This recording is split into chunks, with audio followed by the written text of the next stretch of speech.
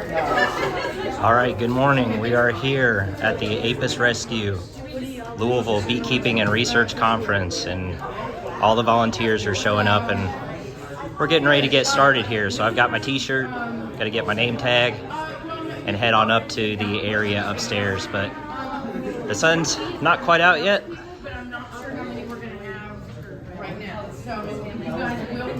But everybody's excited to be here.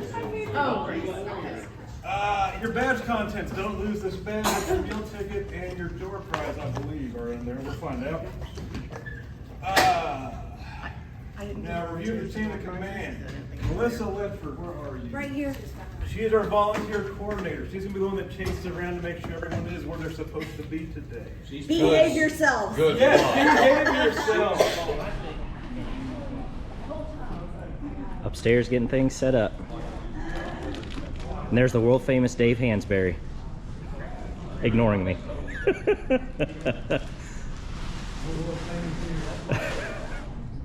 All right, we are here in the main hall room. All the volunteers are getting ready, getting things set up. We've got our vendors that are coming in. Bemoaning the fact that there's not. I need a small. Oh. Still pretty early. I don't think Dayton's here yet.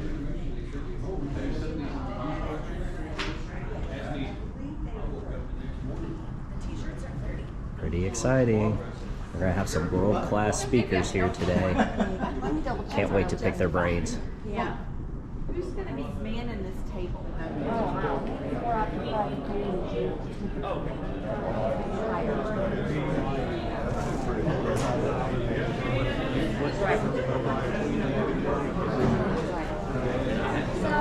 Happy Bee Acres Bee Supply with Kevin Karma Jones.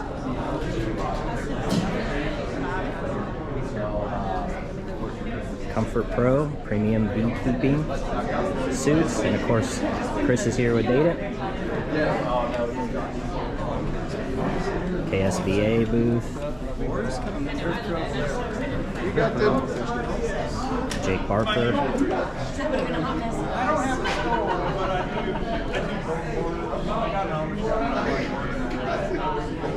People are starting to trickle in.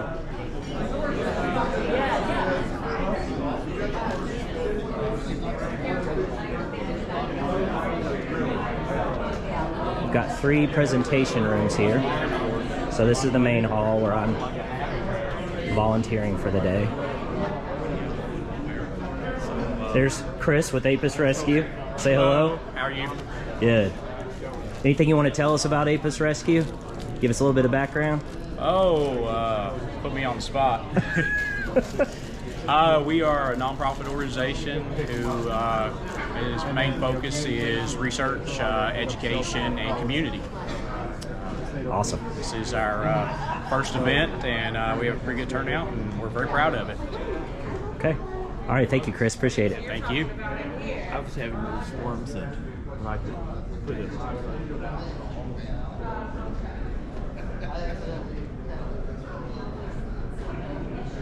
Got 3 rooms today for the different speakers. I'll take you to the next room here.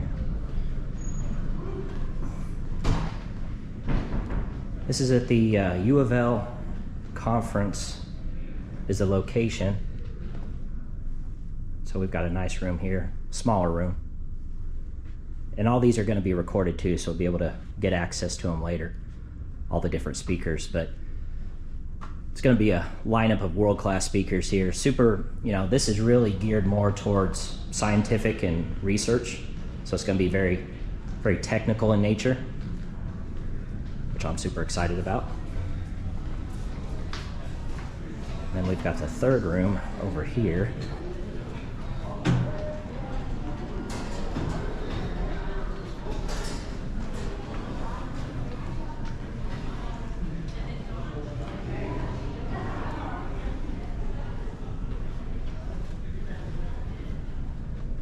And nice setup in here.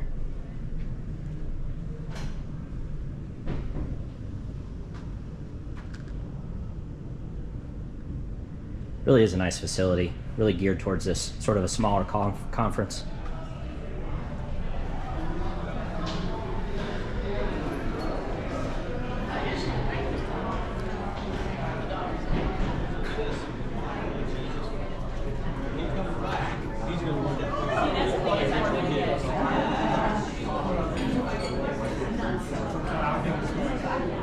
Okay, we're here with John Benham, EAS Master Certified Beekeeper. He's one of our speakers today for the Apis Rescue event. John, tell us what you're going to be presenting on today. I'll be speaking on nutrition, how to use feeding supplements to promote bee health, and then this afternoon I'll be talking about the well-established colony, how to establish a concrete management system that will reduce stress and help you and your bees.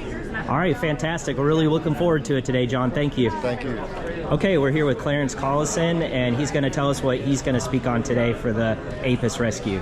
I'm going to be speaking about examining combs and what do they tell you. If we're going to really rescue the bees, we got to know look for subtle cues that tells us whether the colony's all right or if they've got problems and that you need to manage those problems. And you can tell that by looking at the combs? There's subtle cues, but you got to know what you're looking for. Okay. And so that's what I'm going to be concentrating on.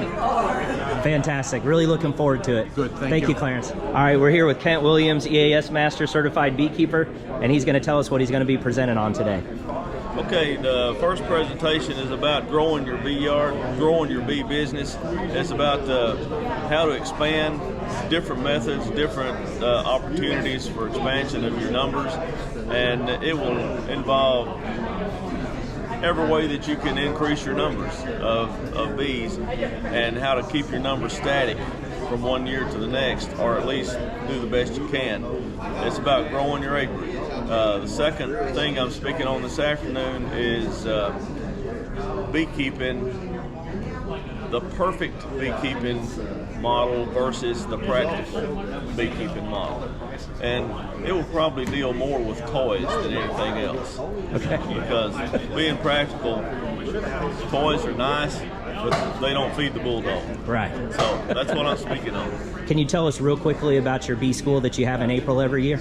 We have a bee school on our farm every year in April, and this year it's April 18, 19, and 20, and we demonstrate all aspects of beekeeping. Whatever you want to see, we'll show it to you if possible.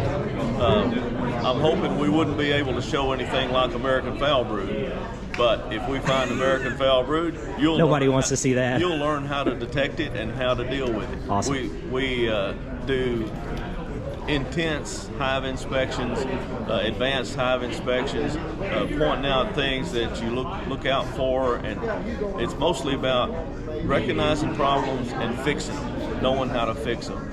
We teach a lot of queen rearing. We teach grafting. We teach different methods of queen rearing that don't involve grafting. We teach swarm catching. We teach swarm trapping. Just all aspects of beekeeping. And if you get there it's from 9 to 5 every day. If you get there at 5 o'clock and you say, I really wanted to see how to mark a queen, and we've already done that earlier in the day, we'll go back out to the field and we'll do that. So we gear the entire school toward the attendees. We try to make sure that nobody leaves there without seeing what they want to see. And it's the best price too. It's free. It's free, and we serve a big meal. Awesome. Every day. Some people decide what day they want to come according to what the menu is. Well, Thursday, the 18th, the menu is smoked Boston butt and smoked turkey. Oh my goodness. Friday is a fish fry with barbecue and sides with both days. And Saturday is a home-cooked meal with chicken and whatever you didn't eat. Wow. Thursday and Friday. And it's located in Wingo, Kentucky. Yeah, 580 State Route 385 North, Wingo, Kentucky. Is he talking about his school? Yes, he is, Claude. Well, I have been to it twice. And what do you think? We wouldn't let him come the third time. That was before he knew me. That's right. He slipped in. But even if you don't like beekeeping, the food is pretty good. It's pretty good. They put on and they have a special every day. What is it, still 3 days? 3 days, yeah. So there's something different every day, and it's worth just going to have the food. Some people come just for the food. But it's great. It's not a waste of time. He goes boom, boom, boom. And I told him earlier, he went until 6 o'clock one night. There were 5 of us that held on. And finally, at 6 o'clock, I said, guys, I can't do it anymore. I've been standing up all day. I just got to quit.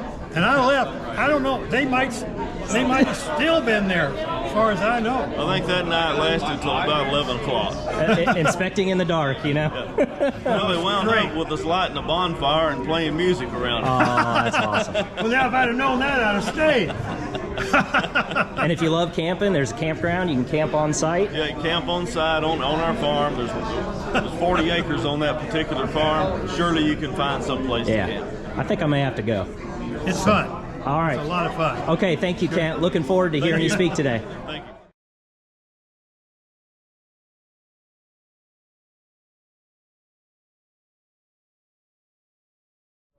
They were having a class on equipment. And the old-time beekeeper stood in the front of the room and held up a flag.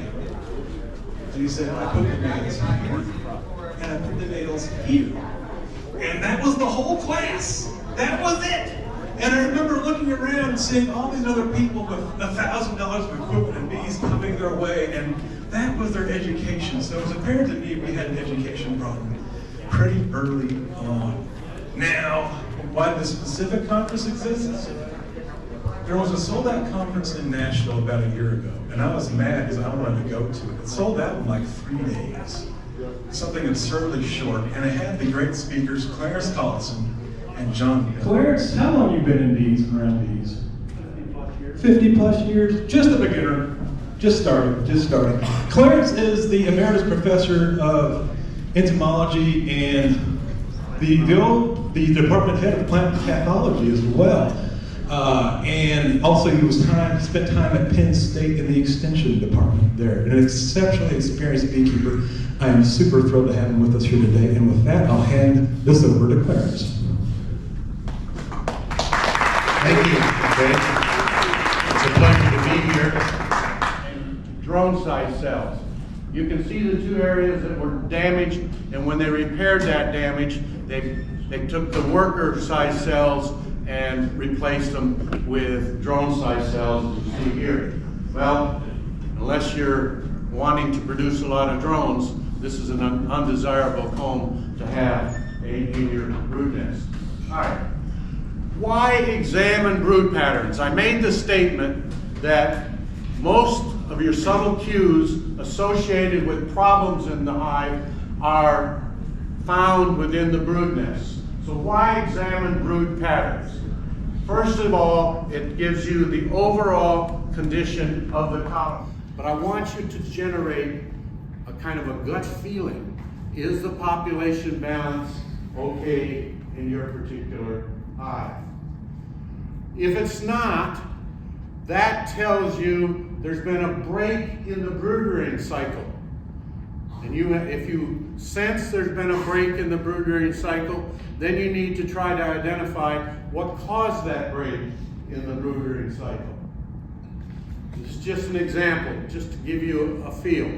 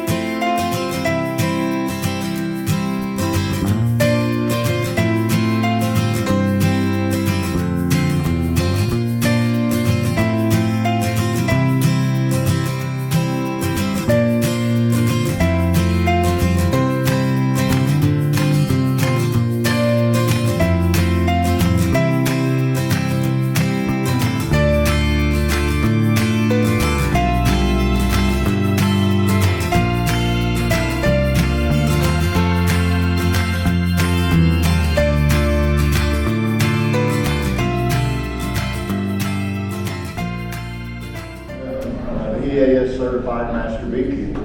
Dr. Collison had something to do with the initiation of that program, and I'm very proud of that title. It's difficult to attain, to say the least. And I've been beekeeping this is going into my 25th year. Things are a lot different 25 years ago than they are now, but bees are basically still bees. And this is about supplemental nutrition, helping your bees get through the cycle. the yearly cycle. Honeybees go through a yearly cycle.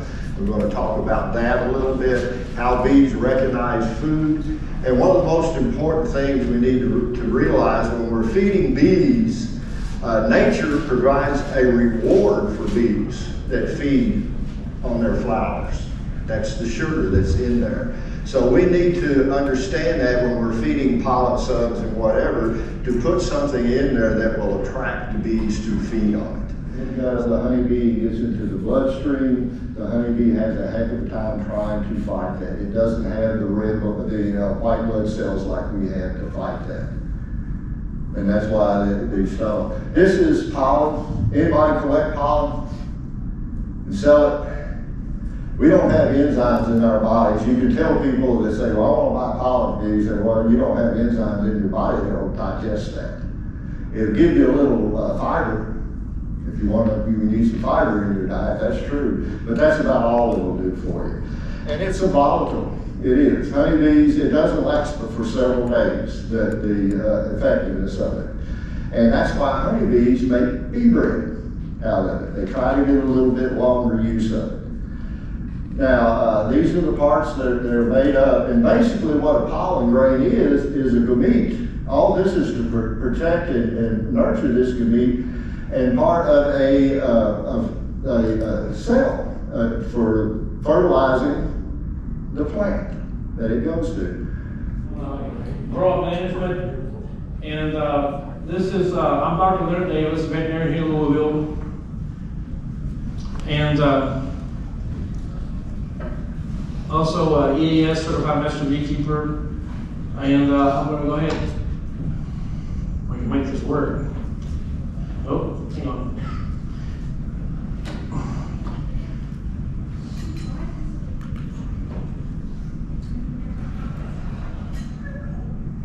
Oh, there's a wrong spot up there. Actually, I do not. This is a little Shar-Pei puppy.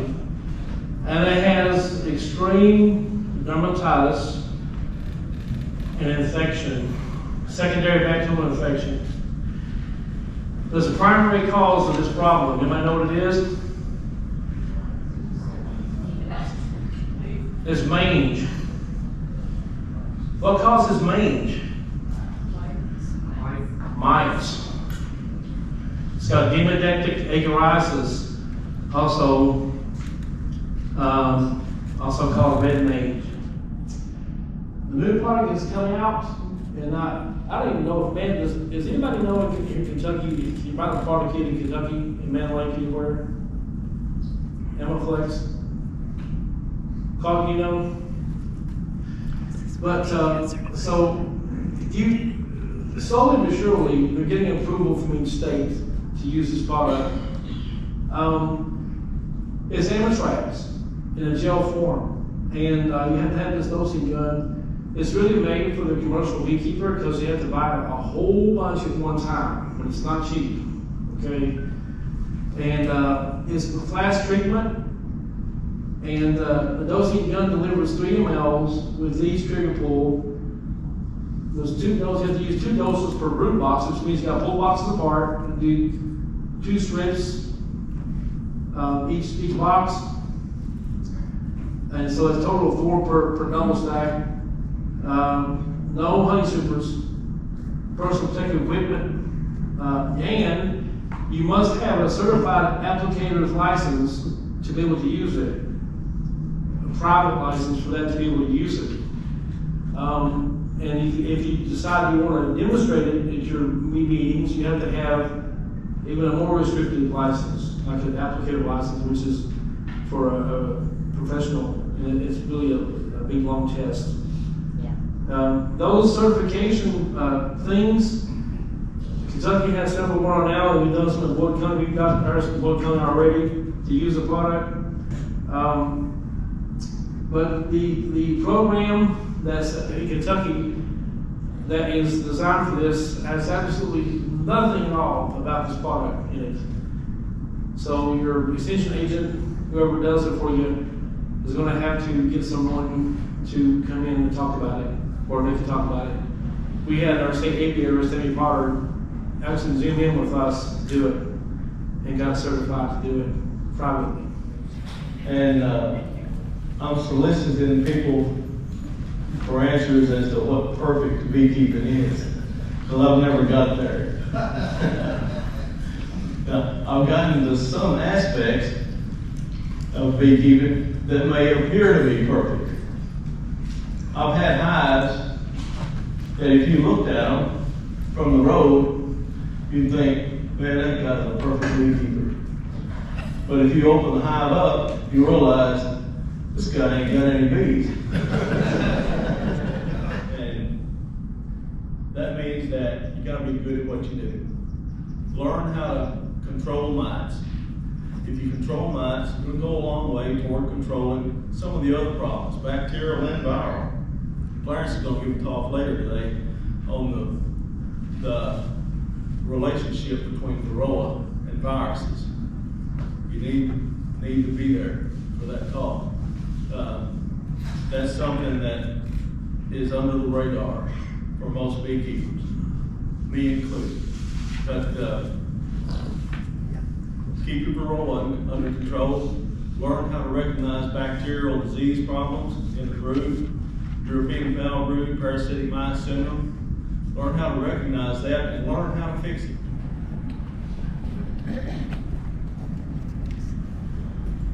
If emergency queens are bad or weak, how do you recommend doing splits? Number one, I wouldn't use emergency queen cells for splits. In other words, I would raise good queens, use large queen cells, put them in the mating nukes, let them mate, and come back and begin laying. And those, once they've proven themselves, then I would use them in making splits. Kent, I know, makes a lot of splits. I'll let him answer. If I'm using an emergency cell, I'll go back into the hive 5 days after I dequeen the hive. I go back into it, and all the capped cells I destroy, and I only keep the cells that are uncapped because those are made from younger larvae. And even though they're an emergency cell, they are made from younger larvae and have a better chance of being fed all raw jelly instead of switching to a protein-based diet. Those will be better queens. So you do away with the capped cells at 5 days and let the uncapped cells mature. Now, one of the big things with emergency queen cells is you can have differences in quality in terms of what that hive is able to access during that time. And even more so, I'm looking at John Benham because he's the guy who gave me word on this. Old frames produce poorer emergency queens just because they have all that cocoon stuff in there. The bees can't rework that cell. Right, the bees can't work a vertical cell when they're doing that. It's partially vertical and partially horizontal that bend over. That was one of George Emery's observations, not what I'm talking about. Very good astute, observation of a beekeeper. And he said if the bees had the opportunity to do an emergency queen from the youngest larva, the prime larva, that they will do that. But it depends on why the emergency queen is being built, why she has been selected. Did you kill the queen? Was there lack of brood when you did? Did you cull cells and cause them to come back and create an emergency queen from an older larva, etc.? There's a lot to that. And then he said, after 25 years, I came to the realization that no man would ever live long enough to know everything there is to know about honeybees. And I love that. I really do. And Henry Allen is one of my favorite people. Now, right now, what we've got going on is the failure rate of those who attempt to become beekeepers is extremely high. Anybody disagree with that? I'm amazed. I'm thinking we're having like 90 to 95% failures after 2 or 3 years. And there's no excuse for that, And I think, I hate to say this, but I do think social media is a part of that. You can find information on there, but knowing the right information is difficult for most beekeepers, knowing where to look and who to look to. And it's increasing, the failure rate is.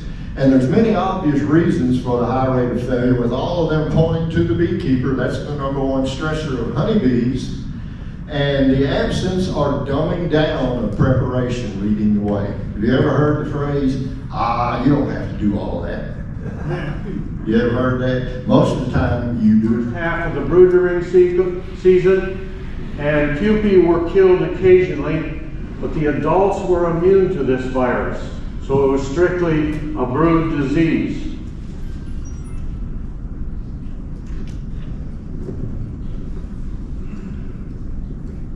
Diseased larvae are unable to pupate, and they darken prematurely from white to yellow and finally dark brown.